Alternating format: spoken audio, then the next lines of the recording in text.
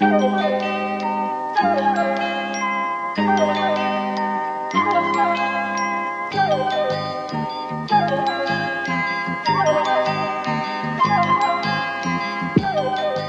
everyone, and welcome to this free episode of It's the Free One, Trashfuture. It's me. I like that I've now Pavlovianly conditioned you to do it to yourself. Yeah, you're like flinching visibly on the webcam. You are now salivating at the sound of the bell. It's no longer about me saying it or not. It's like the very fact of that point in the episode induces an anxiety in you where you've now started to say it due to fear that I might say it. Yes. And that really is my ultimate victory. You've let the terrorists win.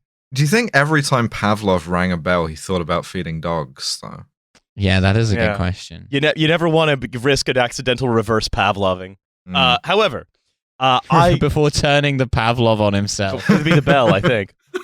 I want to introduce our guest for this week. It is the very esteemed Mattie Lubchansky, returning champion, now enjoying premium champagne. Mattie, how's it going? I'm pretty good. I actually was thinking about this before I came on, in that I think in the ongoing It's the Free One, it's the bonus battle that you and Milo have been undergoing for what seems like 7 years now. I'm very anti-confrontation. I think I have a solution, which is a new reading, of which I have a couple of examples. Have you tried It's the Free One?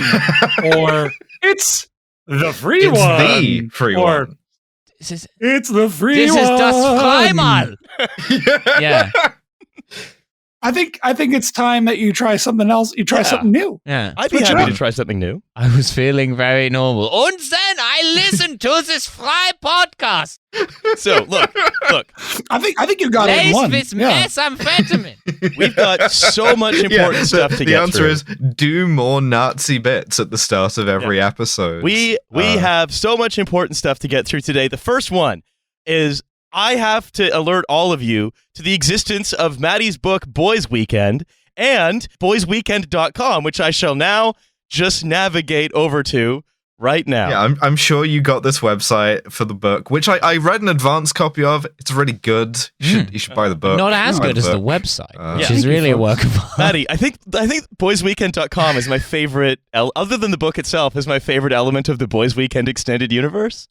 I wish the boysweekend.com was mine. I was like, I should get a URL for the website to like point people to for pre-orders, which if you'd like to pre-order the book, boysweekend.biz is where you got to get that.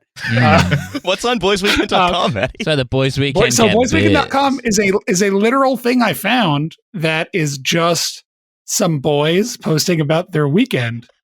It's great. It's so fun. The weekend that took place in March 2000.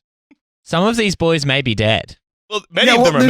There's like a list of like previous week. It was like every year they have their weekend and they post the photos on boysweekend.com, which is incredible. And I want these boys to reach out to me if they're listening. Hang on, have there been recent updates? Their last one was in 2017. They haven't had a Boys Weekend since 2017. What they do have, though, is a guest book. And I think we encourage all of you to respectfully... Yeah, don't harass these nice boys.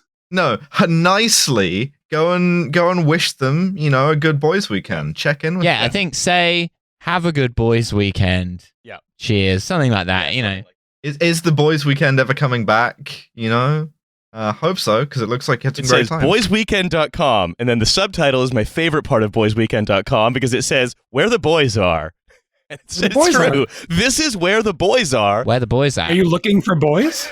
I've got the website for you. Oh, we're now doing like a Wayfair conspiracy theory. Like this is actually like a front website for some kind of boy selling. Oh no! Fuck. I realize we're all getting killed by identifying boysweekend.com. We're all gonna get like highlighted. That's right. I also realized while I was doing this, I was like, upon the reading of the sentence, where the boys are, I realized to myself, I think I may have just sold the book on the strength of the word boy being very funny. I think. Well, it is. It's a great word. It's a great word. And where the boys are. My favorite part of boysweekend.com, as opposed to boys.com, boysweekend.biz, which is... Yeah, boys. What does that even go to? Yeah, what does that go to? I'm not going there. Jamie, pull that up on screen. We're staying focused on boysweekend.com because I have more stuff to say about it. Boys.com is not secure according to my web browser. I'd just probably exit out of that on the studio computer. I definitely don't click on that. My favorite part of boysweekend.com, as opposed to boysweekend.biz, is the links section, because they have fun links for stuff that they think is useful online, including the website of the NOAA, the National Oceanographic and Aeronautic Administration, or whatever. Yeah, currently investigating Greg Stubbe. Yeah. Exactly. And I love the sort of set of interests that these boys have. Well, Alice, weather. can I interest you in the awards for Boys Weekend of Fall 2007? You can so interesting. It took place on October 11th to 14th of 2007. The awards. The weekend. John takes first place for worst looking boat. Amazing. Oh, get his ass. Ugliest Yeah, boat. yeah. We're just reading John for Phil. The library is open. Shane made the best coffee and therefore receives the Nobel Prize in caffeination. DP, Right. Nice. DP got so lost he gets the Where the Fuck Are We award. John gets the first ever Dancing Chicken Award. So that was started in 2007. Okay. Yeah. Wow. The Wow. Dancing Chicken. Because I realize the Dancing Chicken Award is such an integral part of our culture today that I didn't realize that it didn't exist pre 2007. Hard to imagine a time before it. Well, it's like a Mandela. There was an effect. equivalent award, but it had a name that is sadly now too racist to say. Yeah, the dancer. Yeah, that's right. Mal gets his Return from the Dead award after his bout with a little tiny tick. And Stan gets the Camp Boy Award for excellent tarp erection. The Camp Boy Award. The Camp Boy. I was awarded the I love Camp the Boy Camp Award Boy every Award. year at school. Yeah. I don't know if you want to talk about that because you're speaking to a 3-time Camp Boy Award winner. Count the rings. Count the and rings. it's just the rings. The rings Cut look off my amazing. leg and by count the way. the rings. Yeah. We're all actually goated. The rings are all little sort of like sterling silver and like aquamarine Tiffany engagement rings. I've got 6 of them on at the same time. From all of my Camp Boy awards. Yeah. Look, we're all goated at Camp Boy here on the podcast. Discovering you're transgender by like the only Boy Scout medals you're getting are like knitting, sewing, like Gender cake decorating, Transitioning. yeah. Yeah. That one. Yeah. I think also the other thing is being a Boy Scout.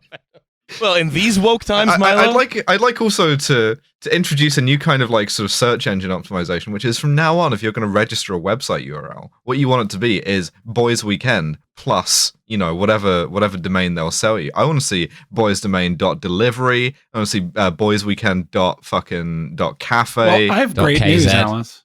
So there is a boysweekend.xyz as well that already exists. Nice. That is a sort of Quebecois skin of the boysweekend.com website. Oh my god! What? Listen, there's a whole A universe. second Boys Weekend. It's got a password. Oh, does it? you can't get into. They knew we're coming. It didn't used to have one. Oh, yeah, there was definitely one that I found that was like a Quebecois Boys Weekend, and it had. I accidentally located. So there's like a talent show, and you'll never guess what I found these Quebecois boys doing, and it's not. The hosts of Trashfuture are trying to cancel us for a season. Mattie, what did you find? For a season. We have to add the mot de passe. What did you find? Oh, I found they were doing blackface, but of course. I think what must have happened if it's password protected. I bet they saw that I had been texting around to my various group chats, boysweekend.xyz, and they must have seen all this traffic coming in from like Queens and Brooklyn and got really upset and put a password on it. I'm just looking through top level domains to see what would be funniest for Boys Weekend. Boys Weekend Bible, a strong contender. Oh, Bible. A Bible weekend with the boys. However, in the course of this, I've discovered that Gallo Vineyards Incorporated has reserved .barefoot. Oh no! It's because it's that's a barefoot top level wine. domain that exists, but only for the wines, which is frankly the most oppressive and unjust Alice, thing I've ever Are you suggesting heard. that they might finally be making a wine for boys? Yeah, and they'll launch it on boysweekend. Barefoot is definitely wine for girls, though. I don't know any men who drink that. So look. We have so much to get through because I want to torture Mattie with the article that I found to read towards the end. Anyway, go check out boysweekend.biz once you've checked out boysweekend.com. In that order. And signed their guest book, but done it in a way that's like, hey boys, I hope you had a great weekend and I hope you have a good one again soon. Friendly signings only. Yeah. Don't be saying weird shit on there. No, don't be mention normal. boysweekend.barefoot. In fact, probably don't mention .barefoot at all. No. Barefoot, .barefoot, not legal. Write them a message in Quebecois French if you like. Now, looking forward to Who Wins Camp Boy in 2024. Yeah. here's another thing, right? Mattie, as the resident Eric Adams head, I wanted to let you know that I've actually there's an article about Eric Adams in the Daily Mail, Britain's Daily Mail newspaper. That's at mail.biz.delivery. Now, so Eric Adams' approval rating is underwater, and according to the Daily Mail, it's partly because he's enforcing woke CRT-style diversity training on all city employees. Oh, no. When will people realize how awesome he is again? That's definitely what's happening. His approval rating is definitely not in the toilet because he was clearing out a migrant camp in front of a hotel that he kicked everybody out of fucking yesterday or anything by trying to make them go to a warehouse in the middle of nowhere in Red Hook. His approval rating isn't tanking because he's putting cops in the subway. So when you get off the subway, there's just cops everywhere with guns. It's definitely that he's installing woke CRT diversity training. Yeah, I don't know if that's that's definitely what's happening. I mean, I don't know if that's a cathode ray tube monitor or critical race theory. I'll have to check. It's a woke cathode ray tube monitor that displays critical race theory on it. Yeah, that's right. It's somehow both. Yeah. This is what he gets for not respecting the NYPD enough. The thing is, like, there is no minimum level to which you can respect the NYPD that's acceptable. Like, Eric Adams is sort of like doing it. We're beyond bootlicking. We're beyond deep throating. We're into like sort of the deep boot sigmoid colon contortions at this point. He's like, and it's his boot, but like, I was like, he's wearing the boot and licking at it like a cat. I don't. And it's We're not enough. enough. Now a director's cut of Das Boot here. Yeah, and like Bill De Blasio, the previous mayor, who sucked shit in a different way.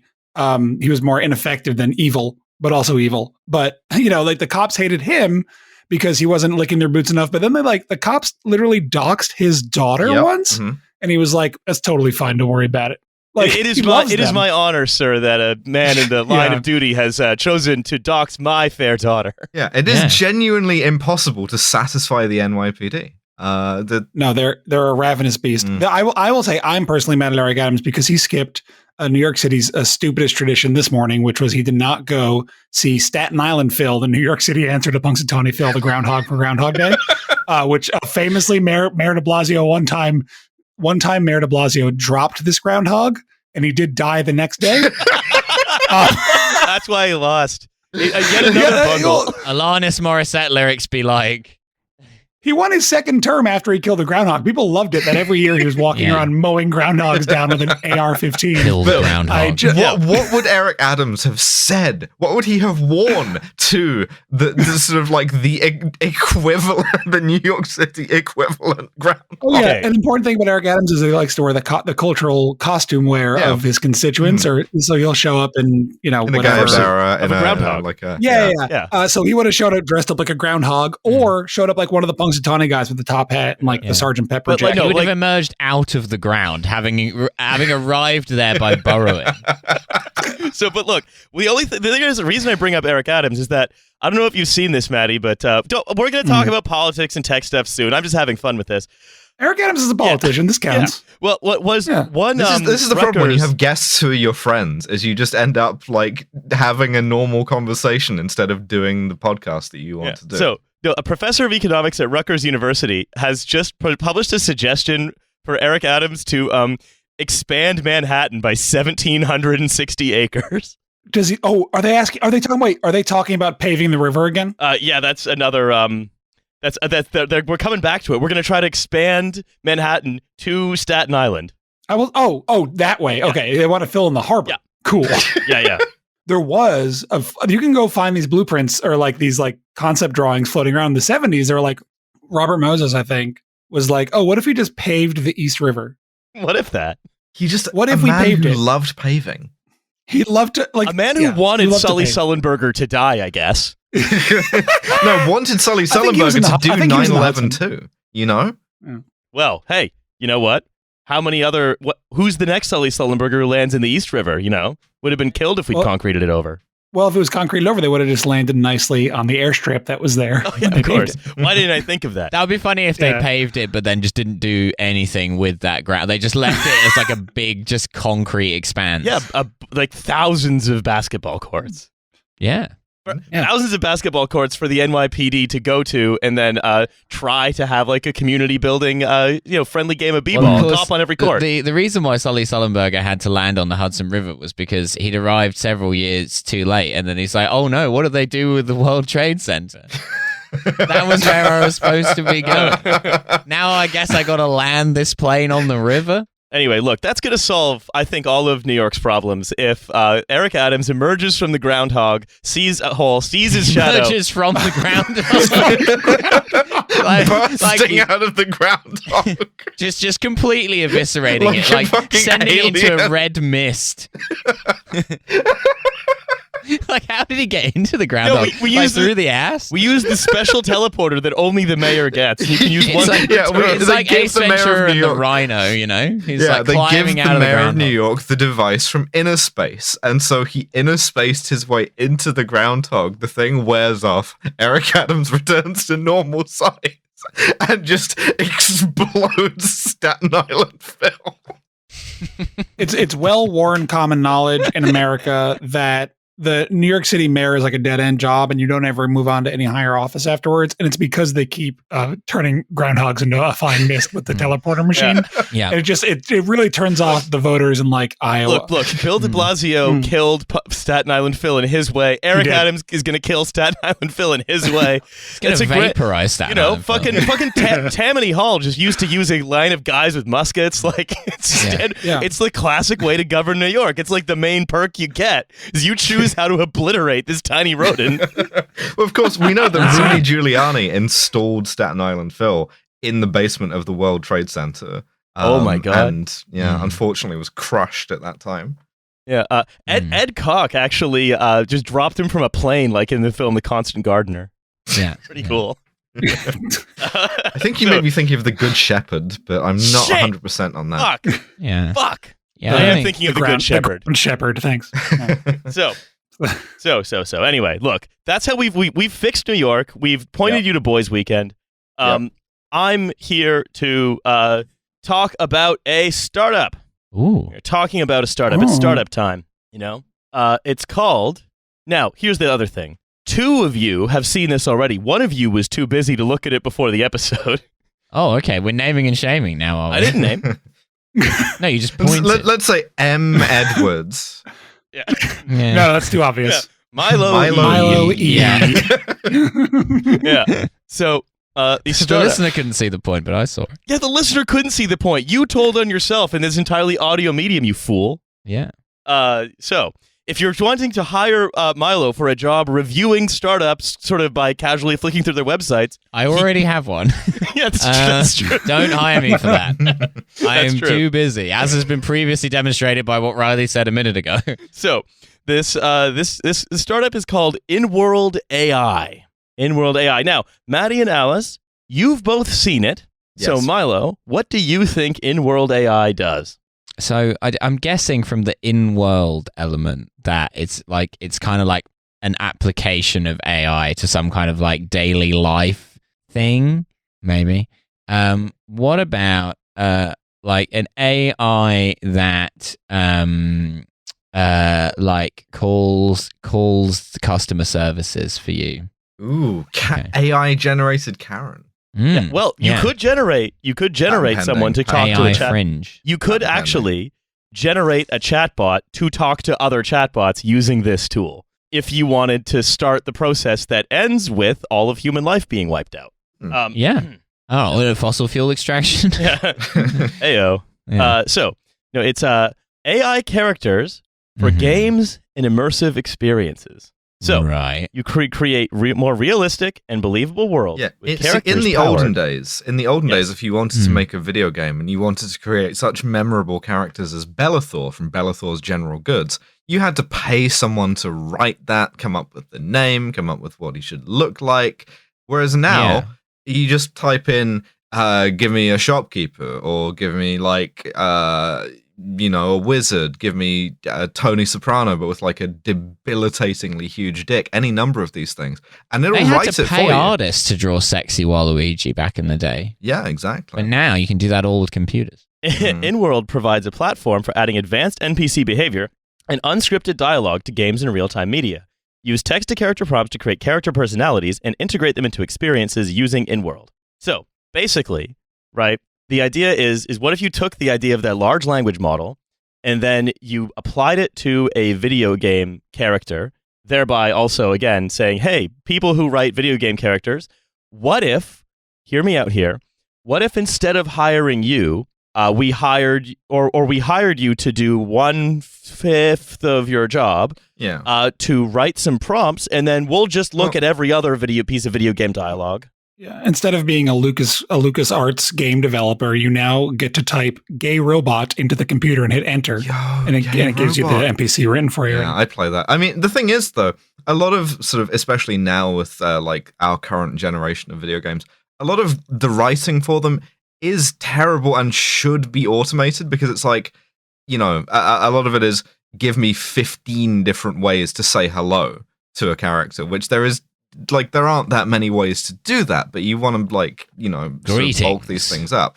Exactly. And so you end up saying some shit like greetings, and you end up you're like working crunch for like 18 months, and most of what you're doing is writing ways to say hello, goodbye, you know, do you get to the cloud district very often, shit like that. So smell you later, stuff like that. Exactly. And so there is a case for this, but only if it's used ethically, responsibly, you know, all of the imperatives that capitalism doesn't have. Yeah, especially, and also the game industry for sure. Yeah, for sure.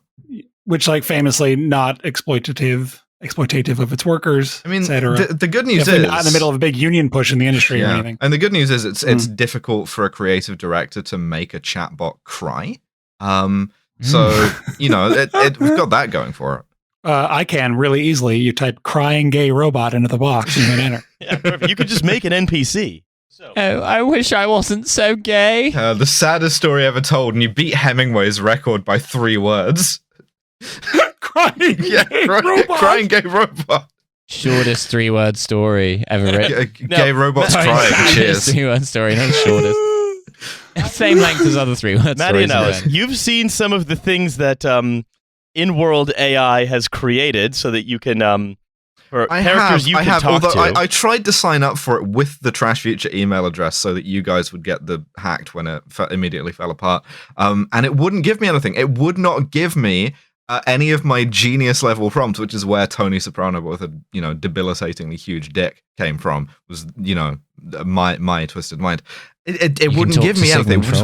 I could not get this thing to work for the life of me. So the only conclusion I can draw is this shit doesn't work.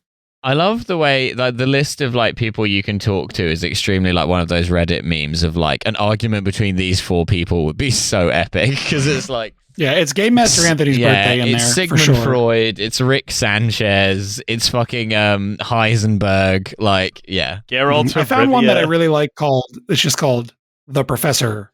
Ooh. And it's like, it looks like Geraldo. And it just says, "The Professor. Hello, is this a negotiator? Convince me to release the hostages or face the consequences." And I was like, is that a character from fiction that I'm supposed to recognize? I think that's from Money Heist. Yeah. Oh, I don't watch the Money It Heist. could also be Speed, potentially. No. I also saw Gerald de Rivia is just there. He's just there. Oh, cool. Well, you can actually get Punxsutawney Phil as well. Oh, and Elon Musk. Staten Island filmer? I'd love to see an argument between Punxsutawney Phil and Elon Musk. Yeah, that would be epic. Megan's in there. Mithrigan from the film Mithrigan. I thought it was going to be Meghan Markle for a second. That would have been funny. Yeah, Mithrigan Markle. Fuck. Yeah, that's right. She's a doll that's murdering the queen. That would be cool. That'd be great. That could be Mithrigan too. Yeah. So, but you, Morgan. But so, yeah, what are they going to do for Mithrigan 3? That's the real question. So what you Mithrigan cube. So what you the can Renault do Mithrigan 3. Yeah. is you add a number of There's traits. Renault Megane joke, folks. You add a number of traits such as cunning, ambitious, or mysterious. You know, again, these things that are quite prescriptive and very set down what they are and what they mean. I put that on my CV a lot. Actually, a brief sidebar about the Renault Megane. We used to sunset. There was this family who like used to like holiday in the same town in Spain as us and go to my dad's tennis club, who were called the Gans. And my dad used to behind her back refer to this man's wife as Renomi. because he thought this was a great bit to pretend that this man's wife's full name was Renault McGann. I just love knowing that I can snipe Milo off of like any bit instantly by just naming a car from the sort of 90s to early 2000s. Yeah. It's great. Quite remarkable and extremely annoying. Yeah. Sorry, I just thought I had to get that off my chest. It was a proof. I've not thought about Renault McGann in years. Yeah. Alice just had to whisper your activation phrase. Nice to remember one of my late father's bits there. One for all the team. You can here you can turn up or down several emotions because it's like no code, right? You're just supposed to talk to the thing. So you can say, okay, for this character, you can have a little slider between sadness and joy, anger and fear, disgust and trust, and then anticipation and surprise. Oh, they got all 8 emotions on there? Well, no, they're 4, and his sliders between the 2 of them. But I'm saying, but it's all 8 emotions. Oh, yeah, all 8 ones. Yeah. Yep. Mm-hmm. And so then you can tag them up, and then, hey, presto, you don't have to do anything, and you're going to be able to create a little game that's got a little character that's can respond to you saying, you can actually have a video of giving an example where it's like, what if we created a character, an NPC in a game, that would respond reasonably to you telling it that you loved it? Yeah, sad gay robot. Yeah, just starts crying. Robot. Oh, I wish I could return your affections, but I'm so I keep sad saying and sad gay. gay robot. I keep saying gay robot because I was like clicking around the site and I found one of their examples was literally a video by Disney showing like a LucasArts game that had like, it was not C-3PO, it was like a different shade of metal, but it was C-3PO, the natural enemy of Mithrigan. It was a protocol droid from Star Wars, and it was like talking in like a different kind of gay voice than C-3PO, but it was like doing some of this AI chat stuff, and like, oh, they're 1,000% already working on getting this into like games from Disney, the really, really powerful and very rich corporation that definitely doesn't need to be saving this kind of money. Yeah, absolutely. And it's great. It's when talking about these sort of generative AI things, right? I always tend to be of the opinion that, these creating things that expand the boundaries of possibility are very interesting, but doing it quite obviously at the expense of an already, say, overworked and underpaid group of people in a very, very heavily union busting industry, but also it's another. There is also a hazard here, which is, as with all generated content, unless you police it quite closely, you get the chance that Disney's new MMORPG, you will be able to talk the gay protocol droid into saying that like the Holocaust didn't happen pretty easily. Yeah. Oh, we should never have made one of the attributes Austrian. Yeah, the 9th emotion. Yeah, that's right. I'm feeling like a checking on my basement family right now. It's like the 7th function of language, the 9th emotion, Austrian or not. Yeah, can you talk to Joseph Fritzl through ChatGPT? I think you should be able to, in my opinion. So let's see what else do they say. But they don't just say this is for creating games. They say yes, gaming and modding, entertainment, virtual worlds. You can populate your metaverse. Finally, fine. Finally, the residents of Neom have been born. Build a world worth exploring with more engaging onboarding characters, guides, agents, and more, or a digital workforce. Create brand ambassadors, virtual customer service, training agents, and more. Your new virtual team can go off script, but will always remain on brand. Legally speaking, this does not extend to saying the Holocaust didn't happen. Yeah, exactly. Like, how can you guarantee that? You can't. There is no, like, aside from anything else, the possibility for it to go sort of like off-piste in a weird, offensive way is like just inherently there in AI anyway. But also, like having absolutely no sensitivity to sort of the nuances of conversations. You can see in the very near future, you like instead of talking to a doctor, you get assessed by the gay protocol robot that just kind of like tells you the Holocaust didn't happen and then does the default dance. And it's just like, okay, but oh, have you tried having a paracetamol? I just realized what you could do here is you could replace the entirety of like a email jobs company with a literal virtual room of the million monkeys with a million typewriters. Yeah. Just do it. That's sort of, so I'm very sidelined here by the existence of the Kenneth Williams protocol droids. Oh, matron, you know the effects of the Holocaust were grossly overblown. Sorry, that is the character of the Holocaust-denying gay robot. That does not reflect the views of this podcast at all, in any way. I just want to make that. Don't be snipping that.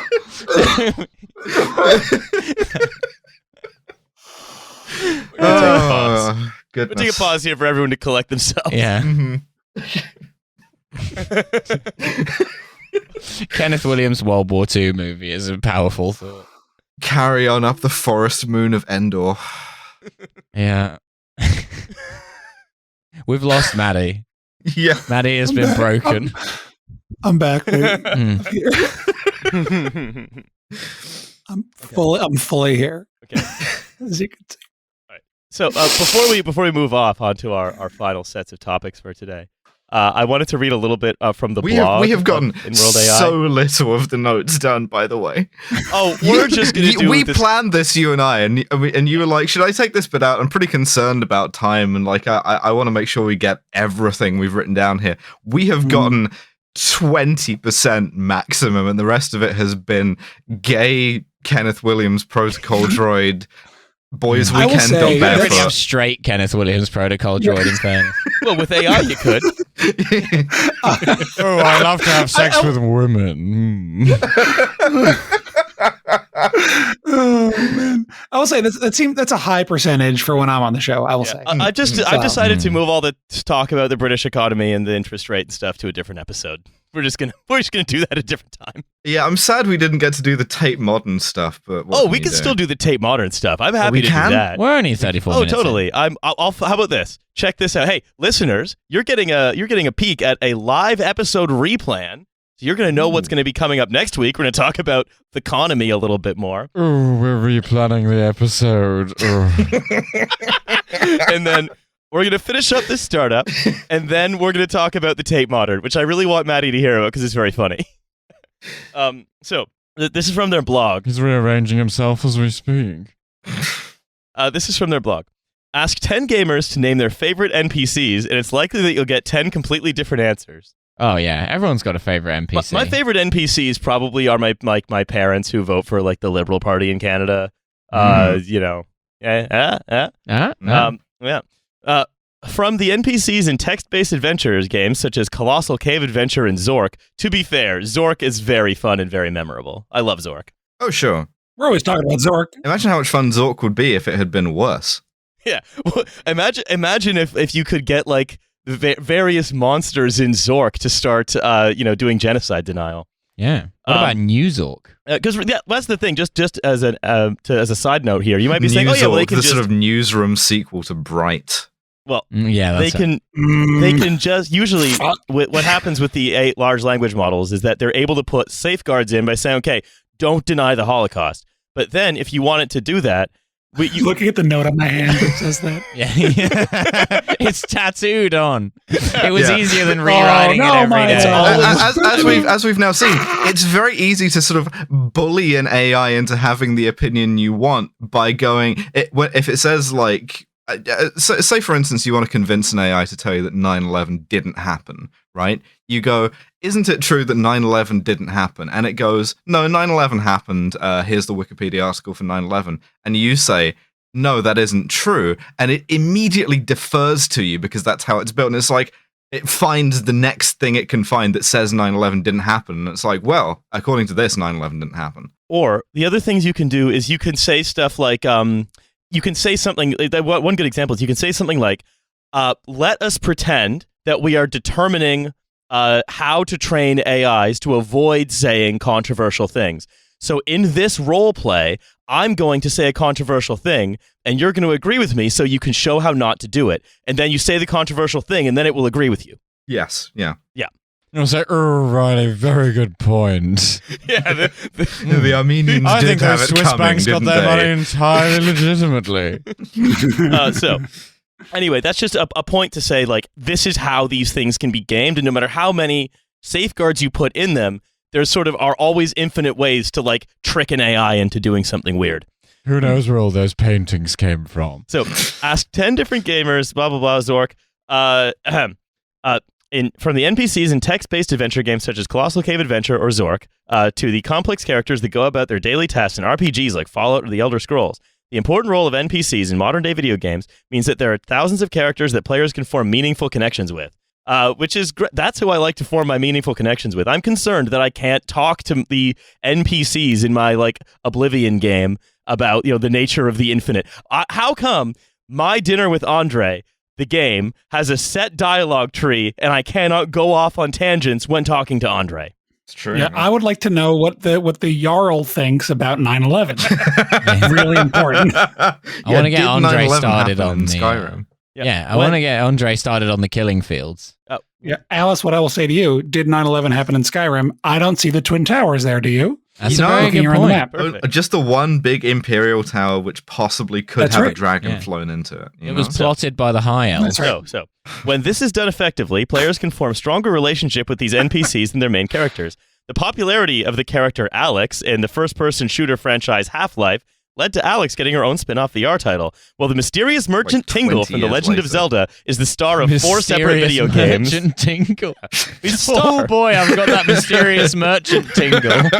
I bet a mysterious merchant's around here somewhere. That sounds like something Kenneth Williams would say. I've got the mysterious merchant tingle. Let me tell you, he's been tingling me all morning.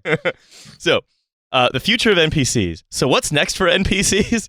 Well, the AI underpinning a lot of the most beloved NPCs is impressive. It's important to highlight that it's still governed by behavior trees and set patterns. Ultimately, this means that behavior and responses can become predictable once players figure out the variables shaping it. So, what if games did things differently and allowed players to interact with NPCs unscripted? What if they were unpredictable? What if we gave all the NPCs BPD? Yeah. What if your NPCs had shocking views which you were yet to uncover? That's right. Anyway, so yeah, if in case you were hoping to have a deeper and more meaningful interaction with the shopkeeper from your video game, that's now possible. It's like yes, I'll buy it. No, that's too much. Third option. What are your views on the Rothschilds? Like, wait, what? What's that last one? Yeah. Sorry? Look, so Yeah, I could tell you what really happened to the Armenians if you have coins. so Didn't mention Nagorno-Karabakh. Like, fifth option. So I said that I would briefly talk about the developments at the Tate Modern before going into the article, and I mean to stand by my promise. So, Mattie, are you familiar with the museum, the Tate Modern? I am. Are you familiar with with a renovation that took place there several years ago, where they built a very, very large, very, very high up viewing platform that allowed visitors and Londoners alike to go up and catch the sweeping vistas of the city? No, I was not aware Well, of that. that happened. Well, no, I've heard it, but now I am. Yeah. After you've told me. They built this and they were like, nothing bad will happen up here. And then they were proved wrong a couple of times. But unfortunately, unlike the one in New York, it didn't turn into a sort of suicide hotspot that then had to be shut more down. of a sort of homicide hotspot that had to be turned down. As if we recall the time that a guy fully pushed a child off the edge of this thing. Not fatally, insanely, but Somehow. That's a tough child. Yeah. Was it a cat? Was it a cat child? It was a French child, which may amount to the same thing somehow. Just Oh, he thinks he can kill me, huh? So It was one of the cat people from Skyrim. I've trained that Goliath. My ego is already dead. Huh? he's so good at tumbling. I simply, when you are prepared to embarrass yourself, it is of no matter. Like this French child who just like pulls an umbrella out of his trouser leg and then effortlessly floats to the bottom. He's smoking on the way down, even Yeah. though he's 6. Yeah. Of course. Mhm. A little young, a little old to be starting. What's happened is there's been a 6-year-long court case because basically in London, once the developer builds a block of flats somewhere, then the residents of that block of flats get a kind of version of prima nocta, but where they instead get to decide everything that goes on within eye or earshots of the luxury flats they bought, if they're expensive enough. Awesome.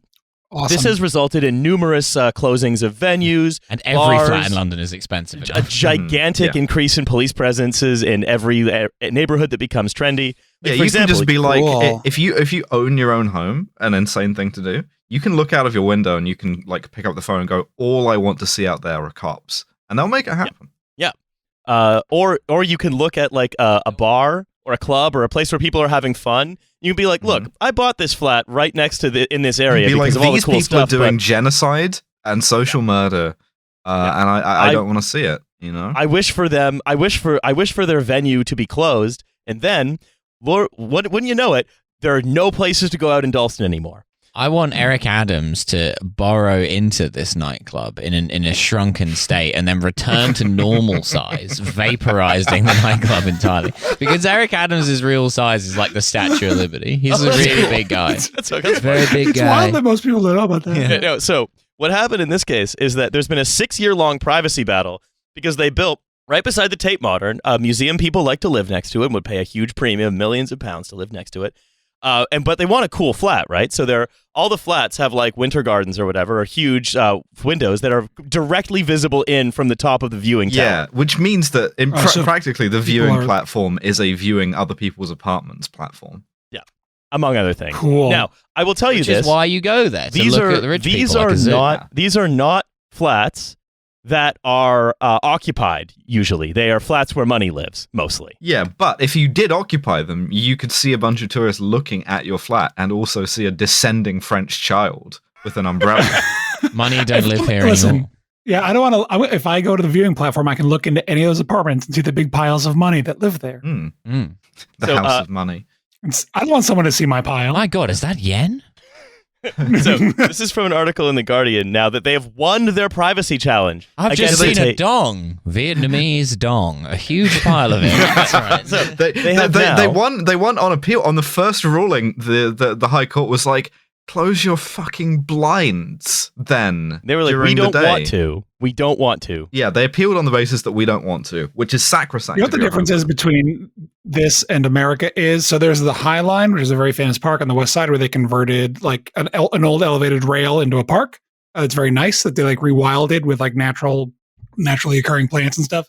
And they turned it into a very fancy park, and it runs through what is now a very fancy neighborhood, but used to not be.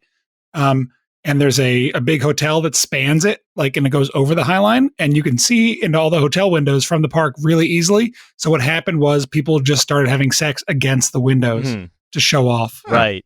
Because Nice. America rocks. I'm getting pussy, baby. That's so much cooler than our one. Oh, I hope Yeah. no one's watching me. I'm straight Kenneth Williams, thanks to AI. Getting pussy here in this window. So, Don't ask me what I think about the Sudetenland. To be fair, if I went to the Tate Modern and I went up to the viewing platform and I saw straight Kenneth Williams doing big, huge cums in a pussy, I would not feel that I had wasted my time or my money. No. Oh, look at me, I'm fucking this big pile of Vietnamese dong. Very different Straight from away. the usual kind of dong I was known to enjoy during my natural life before it was prolonged by a kind of digital necromancy to turn me into an anti-Semite and a straight man. I'm not sure what's worse. you know what Mattie said? You know what Mattie said? Mattie said, "Hey, so we can promote my book. Do you mind if this is a free episode?" This is the most bonus episode we've ever recorded. Boysweekend.biz. Yeah. Boysweekend.biz, where you can talk to straight Kenneth Williams. Yeah, we're gonna get one of those fucking NPCs generated and we'll put it on the thing. I was like, hey, Riley, can you put me on what will be later known as the lost episode of GF? You had a vision for this. Like, you talked this over and you were fully like, oh no, that's exactly the vision that I had for this, was a thing that you said to me at one point earlier this afternoon. Well, turns out my goose is cooked, huh? But you wanted to talk about the fucking IMF, man. Yeah, it just didn't happen. Don't worry.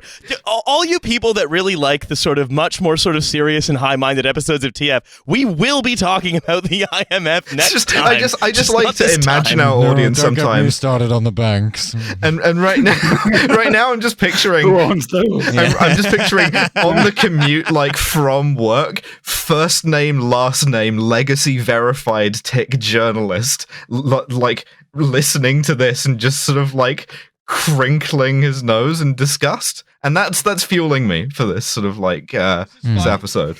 This is finally going to be look. We gained all those listeners who work at the FT, and this is the episode where we lose them. Yeah, This is this where we one's lose them dedicated again, to yeah. Kay Wiggins at the FT, Rob Smith at the FT. There are others. They approved the content. They said, guys, this is going to be a banger. Yeah, this represents the views of the Financial Times and the Nikkei Corporation. No, so this is the last thing it says in the it says this in the Guardian article. which basically says, like, look, the ruling suggests that any developer who builds a glass tower next to a public space can now retroactively have that space cleansed of people so as not to intrude on their residents' ordinary use of their homes. Retroactively? Yeah. They're sending the time cops after these people? It's Hell like, yes. all right. Yeah. Yeah, baby. Yeah. So it's just like it's basically like Come with England? me if you want to see a big pile of dong. What's really funny is the legal point that this hinged on was whether or not this was like a sort of ordinary use of the Tate's land, and the precedent that we're setting here is that it's not a normal use of land for people to go in and look at things in an art gallery, which is great, perfect, you know. What are you looking at stuff for? You might see a bloke. the way to Other understand. blokes, Thought you might see some dong money. That is, the way to understand this, if you're an American listener, is that owning property as a freeholder in England is the closest thing that exists to actually being a sovereign citizen. Yeah. And being able to just kind of change the law around you. Yeah, you are the British state's like special little boy. You're wearing the like Lord Fauntleroy outfit. You do technically still have to pay rents to like a duke or someone, but like in general, you can do anything that you want. Yeah. I mean, like owning land here grants you like one very special power, which is you can murder whoever you want if they come onto it. But you have to get them on the land first. So it's like a puzzle. Our land-based superpowers extend beyond the land that you own. Yeah, that's very fascinating. Yeah, you can astral project your powers. If you don't like some people or a club or a bar or whatever, then you can just sort of manifest it gone. Like they're harshing the vibe of my land. Well, like in the Twilight Zone, the boy that would send people to the cornfields. You can just send everyone to the cornfield. You can turn a bar into a cornfield. Yeah, that's right. Yeah. And I intend to. You can turn a cornfield into a bar. Watch out, Nebraska. One big bar, huh? You're getting Bally Ballerson teleported into you. No, thank you. That'd be okay if we didn't do that. That would be fun if we just replaced Bally Ballerson in Shoreditch with a very small cornfield. Wait, that's a real thing in Shoreditch? Yeah, it's the cornfield bar where you go and sit. Wait, are you saying Bally Ballerson? Bally Ballerson. It's a ball. Bally Ballerson. Isn't that fucking Lex Greensel's Renfield? What? That's what I thought. Barnabas Ballison? Yeah, Barnabas Bullingdon. Ballabas Balson. No, these are two different organizations. Fucking. Barnabas Borbley was Greencell's Renfield, and then Bally Ballerson is a bar in Shoreditch with a ball pit in it, but that's not near any luxury flats, and so it sounds like a theater warm up. Yeah, Bally Ballerson is a ball pit in Britain. It's a bar with a ball. You can go on a really boring Hinge date there and both sit on your phone in the ball pit. It's really funny to look. I drive past it a lot, and it's really funny to look through the window as like people on obvious bad Hinge dates are sat there both looking at their phones, holding a drink, but sat like up to their like nipples in balls. Wait, Milo, you're not supposed to look through windows. You want to get sued? Yeah, that's right. Yeah, of course. Yeah, yeah. You want to get taken to the cornfield, man? I've been warned about looking through windows. Okay, all right. I promised Mattie we'd read this awful article that they hate, and so we're gonna do that. I promised you. I made a solemn vow that we would read an article in the Wall Street Journal entitled "Robot Pets and VR Headsets Can Reduce Older Adults' Loneliness. So why don't they?" Wait, is this wait, what? So it's implying that the VR headsets could do this, but choose not to. They're sentient. We got to spend the money to make every old person like hang out with Bellathor or Tony Soprano with a massive dick. We got to do that. I love that headline construction. I could begin flying spontaneously, so why don't I? I think that it's meant to imply, so why aren't we using it more as a solution for older adults? You know, older adult loneliness, that thing that could be helped by a robot dog, as opposed to just like a cause of a myriad interaction of social problems that, again, are solved by doing stuff like giving people, say, healthcare. We need to get your grandma a Robo-Sapien. Not forcing them to work like 9 jobs so maybe they can see their older adult relatives. I don't know. Maybe a robot dog is the answer. Yeah, maybe. So it says, older Americans face a growing loneliness epidemic. And that's true. Older Americans do face a growing loneliness epidemic. Older Brits as well. Older people across sort of the global north. Hey, and the good news is aging populations, more old people. Yeah, more people to hang out with. Yeah, you'd think that would make them less lonely. It's gonna be a lot of but robot dogs. Curiously, not the case. So we got to give them Sony Ibos. Have they tried playing GTA Online or Among Us? Have they tried getting like perfectly shot by a 14-year-old Macedonian kid on Call of Duty? They could really fire up some old slurs. Some slurs that old people would remember. So that could be a great meeting of minds. So it says, startups are finding ways, and the 14-year-olds could use them. I think this is It's actually the kind of wisdom that you're supposed to talk to your elders about. You can learn the kind of slurs you don't hear anymore. I've not heard that one since the war. So startups are finding ways technology can help, but the hard part is bringing them together. That's right. The hard part of solving the loneliness epidemic among America's older adults is finding a way to get the damn VR headset on them. Yeah, they're so slippery. Ever since the butter epidemic of 10 years ago. Very buttery headset. Very buttery headset. So. The tech answer to this issue is virtual reality, AI, and robot pets. Metaverse, your granddad. He doesn't have legs that work anymore, but that doesn't matter in the metaverse. Diane Stone, Associate Director of Network Development Engagement at the nonprofit the National Council on Aging, said that fear of the unknown, lack of tech support, and hefty price tags have kept certain old people from adopting certain tech more permanently. Is it that, or is it because it's fucking stupid? I feel like if you're close to death, fear of the unknown is not keeping you from VR. I don't think that is the main fear of the unknown you're experiencing. Yeah.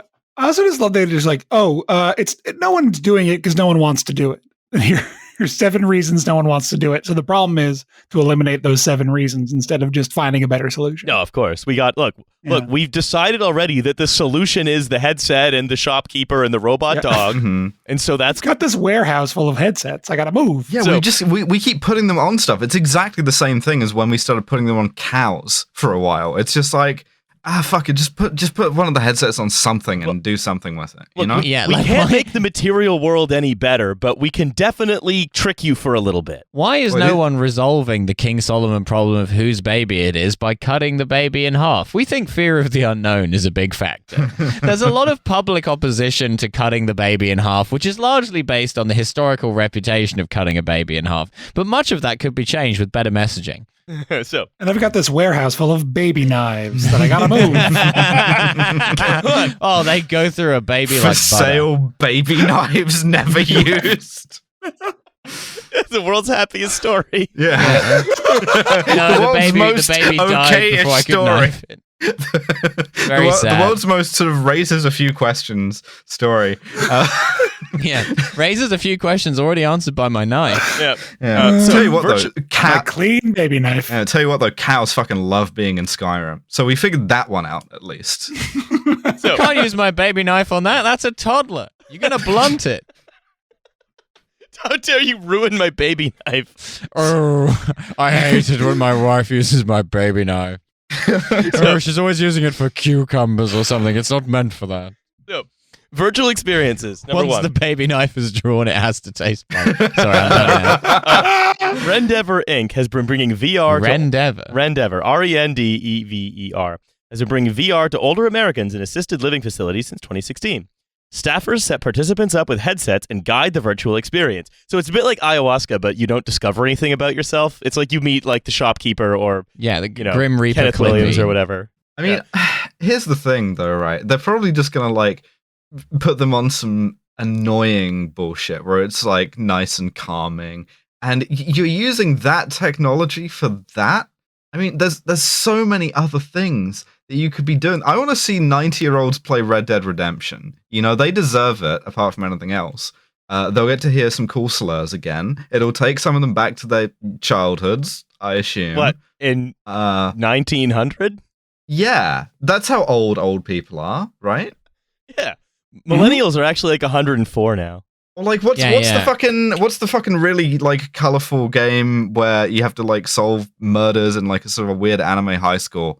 Fuck, with the little creepy bear. Hussein would know. What? Hussein would know that, but it's a real Ask thing. Hussein. I'm not becoming deranged here. It is a real thing, and I'm like, old Persona? people love it or hate it. I don't know.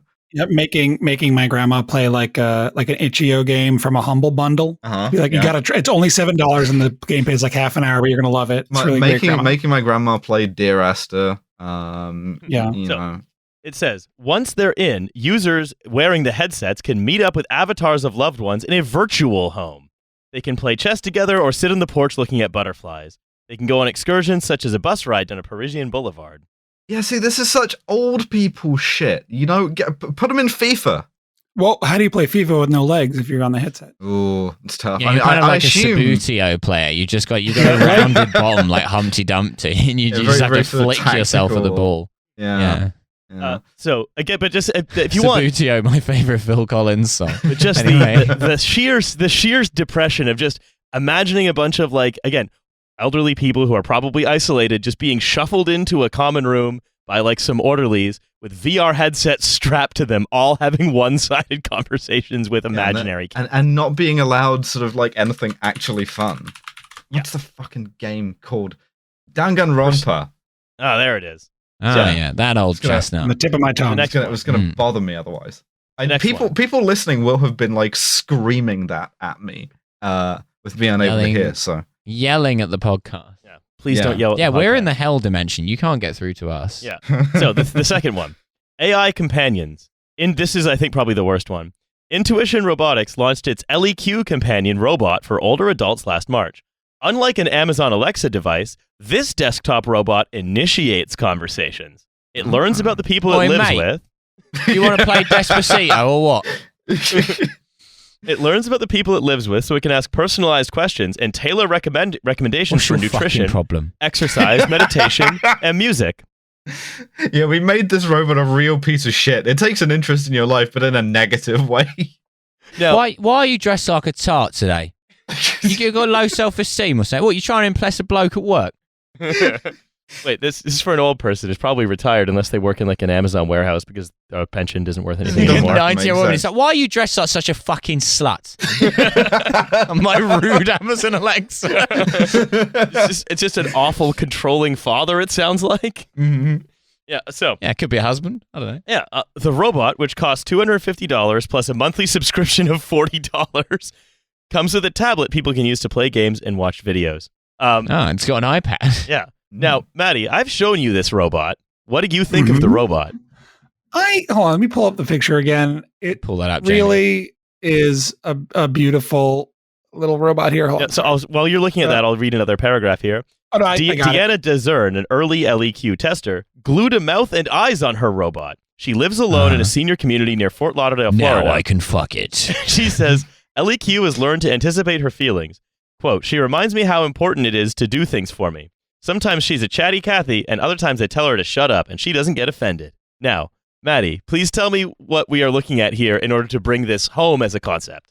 So I'm looking at it looks like a bad lamp that you might see on like Star Trek, The Next Generation, and then it would be on that Instagram account where they share lamps that were on Star Trek and tell you where they got them. But someone has drawn on a crude, like the emoji eyes and a big wet red lip on this thing, and it just a singular lip. It is a really depressing sort of scene here. Yeah, and this because we don't want to like pay carers. Yeah. Or we don't want to pay carers. We don't want to say when people are no longer economically useful. We don't want to say do anything for them. They're sort of just warehoused in Fort Lauderdale. If I get old and you put me in a room with one of these things, I am teaching it to deny every genocide just for fun. Like, to punish you for doing this to me. Alice is being taken care of by top men. Top men. By a top lamp. I'll say also this lamp looks like such shit. Like, it does not look like it was manufactured particularly well. It looks like shitty in the way that all electronics look shitty now. And it looks like it won't be working in about a year and a half. So I'm really excited for someone to send a second lamp to my grandma's house to troubleshoot the lamp. To talk her through it. It's so clearly meant to look like a little sort of like Pixar robot, but the effect is somewhere between like lamp and vibrator. It's like... Yeah, the lamp braider. I want to light up the pussy. Sticking the lamp in the pussy, that's right. Intuition Robots doesn't disclose how many robots it sold, but since September, the robots have been distributed to 900 low-income seniors across New York as a part of punishment for being poor. Hey. as part of a partnership with the unfortunately state, not city, so this is Hochul, not Adams, Office for Aging. Although I do think that buying a robot, the office that makes you old, buying a cut price robot companion to solve older adult loneliness is something Eric Adams would think of. Yeah, I mean, it's also Hochul is not a good lady who literally, like the other day, vetoed a bill that would make getting death benefits easier if someone was ruled to have a death caused by somebody else, or other like the laws for it now are completely outdated. And she vetoed it because the person whose bill it was one of the people who shot down her like weird ass Republican judge she was trying to push through the other day. Hey, cool. She's great. Yeah, I love her. I'm certainly not expecting her to do anything better than Adams, but the idea of a robot lamp to solve a problem like that feels like an Eric Adams idea. From what you have, it feels way more because she's just Cuomo mode is what she does. So it's more of an Eric Adams sort of harebrained scheme. Yeah, we're going to resolve the elder loneliness crisis by shrinking Eric Adams down very small and having him burrow into old people before returning to his normal size, thereby ridding them of their loneliness. I will say, sending Eric Adams to somebody's house to like talk to them is a much better deployment of Eric Adams than him being in charge of anything. Yeah, he should be like sort of a roving like person botherer. I think he should be the mayor of a block somewhere. He shouldn't be the governor. He is an NPC. He's Angranor. Yeah. If he's living in your house and married, he will continue to bother. should sort of like have some kind of formalized like city oath position. Because there should be term limited. There should be elections and primaries for it, just like the oath of office. Yeah, and the sole responsibility is to like just do all of this stuff, and he'd be like, oh, the oath is wearing like a guy bearer this time because he wants to like reach out. That's cool. The oath is going to my grandma's house to tell her about the swag diamonds under Manhattan.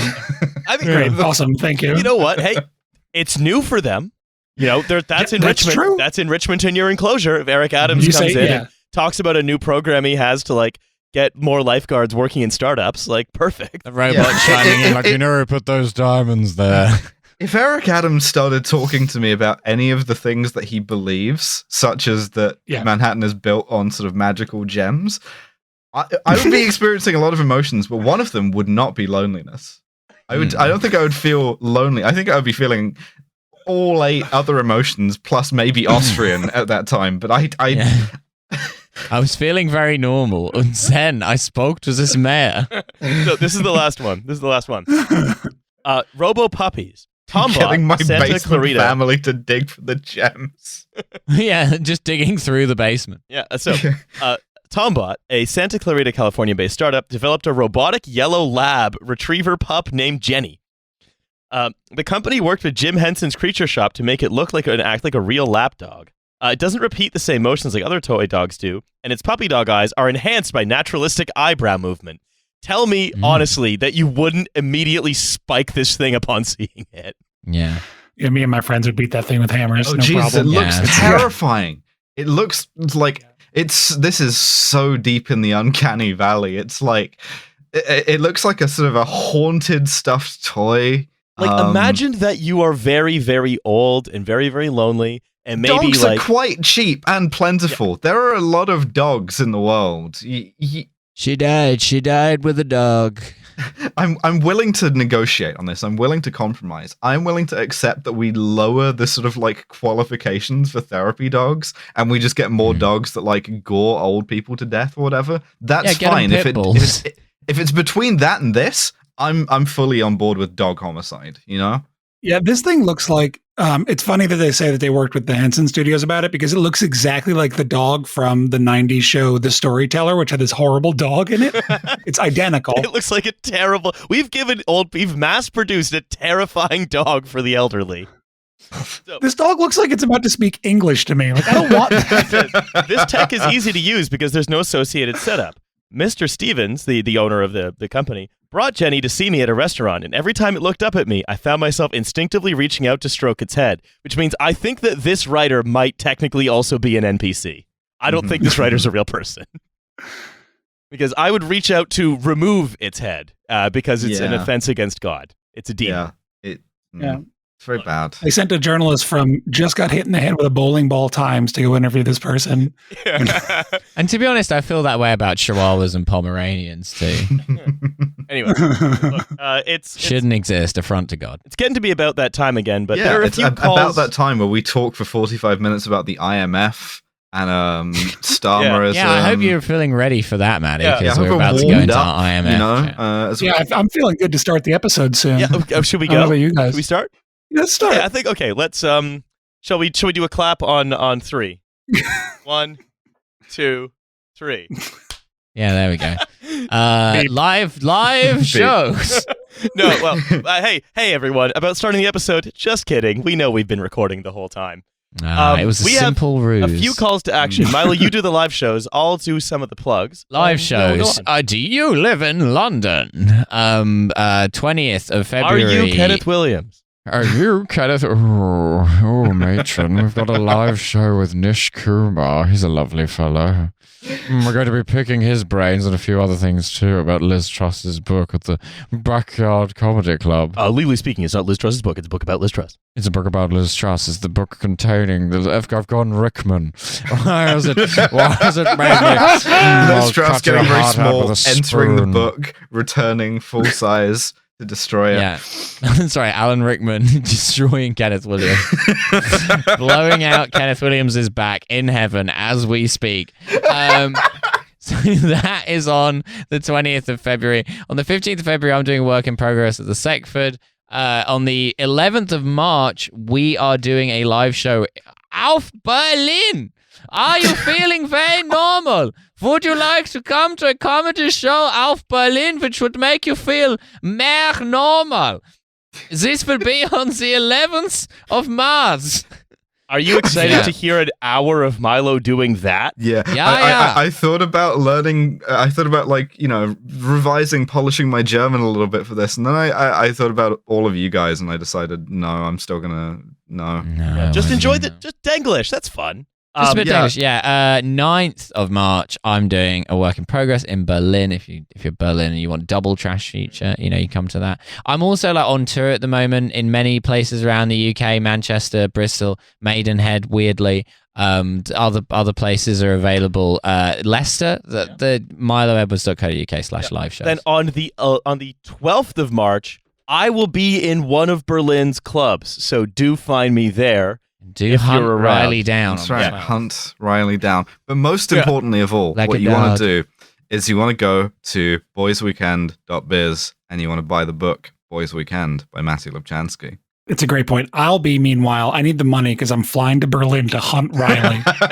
Yeah, sniper rifle bullets, very expensive. Well, no, Alice. I'm going to be, it's the plane, but I have to buy a jar of musk because I have to cloak myself in his scent. Mhm. And then I have to stalk him through the streets. You're approaching from with a knife in my mouth. downwind. But Maddie, yes, I can just absolutely. tell you where I get my cologne. And the other thing that you want to do is you want to go to boysweekend.com and you want to sign their guest book and say, please award Alice Caldwell Kelly the Camp Boy of the Year Award 2024.